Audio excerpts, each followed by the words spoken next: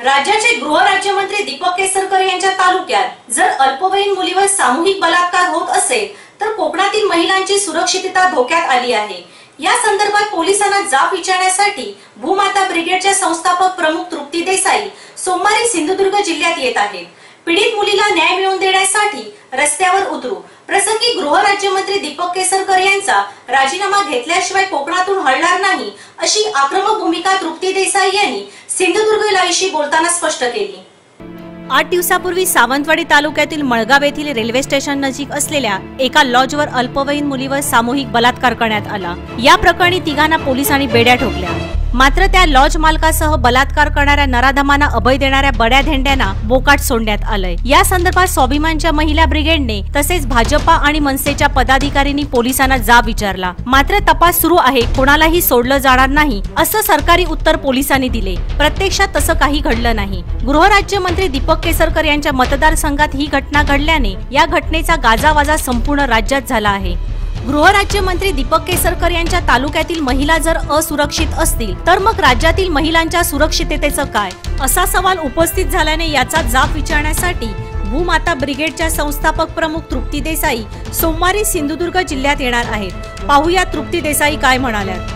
आपल्या सोबत आहेत भूमाता ब्रिगेडच्या संस्थापक प्रमुख तृप्ती देसाई आणि सिंधुदुर्ग जिल्ह्यामध्ये घडलेल्या मळगाव येथील अत्याचार प्रकरणासंदर्भात त्या सिंधुदुर्ग जिल्ह्यात येणार आहे। मॅडम, काय सांगाल, नेमका हा दौरा काय आणि कोणत्या कारणासाठी तुम्ही नेमकं सिंधुदुर्ग जिल्ह्यात येणार आहात?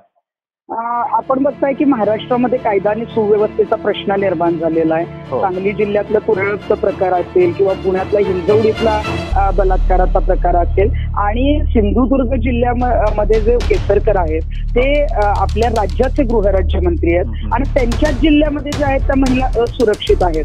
तिथं जे आहे ते अल्पवयीन मुलीला हॉटेलमध्ये नेऊन कोल्ड्रिंक मध्ये गुंगीचं औषध टाकून बलात्कार केला जातो आणि मग कोकणातल्या महिलांचा प्रश्न सुद्धा असुरक्षित त्याचा प्रश्न जो आहे तो ऐरणीवर आलेला आहे। त्यामुळे कोकणामध्ये जे अशा पद्धतीच्या यापुढे वारंवार घटना घडू नये हे जे आरोपी आहेत या आरोपींना जी आहे ती फाशीची शिक्षा झाली पाहिजे।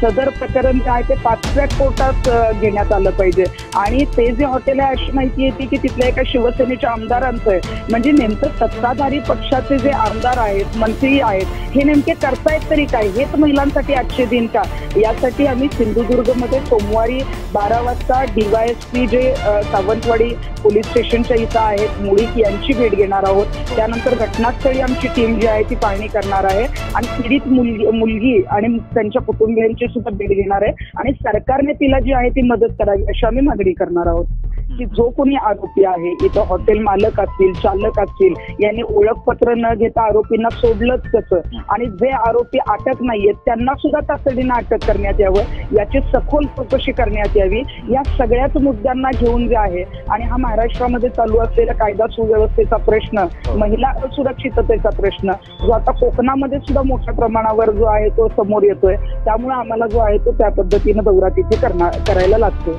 हो, कारण यावेळेला आम्ही येऊन जे आहे ते तिथे कायदा सुव्यवस्थेचा प्रश्न जो आहे तो व्यवस्थित मार्गी लागला पाहिजे।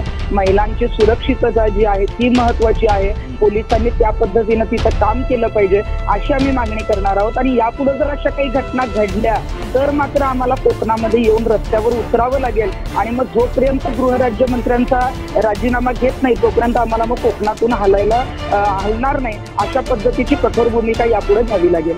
ओके, धन्यवाद मॅडम, तुम्ही सिंधुदुर्ग लाईव्हशी संवाद साधल्याबद्दल।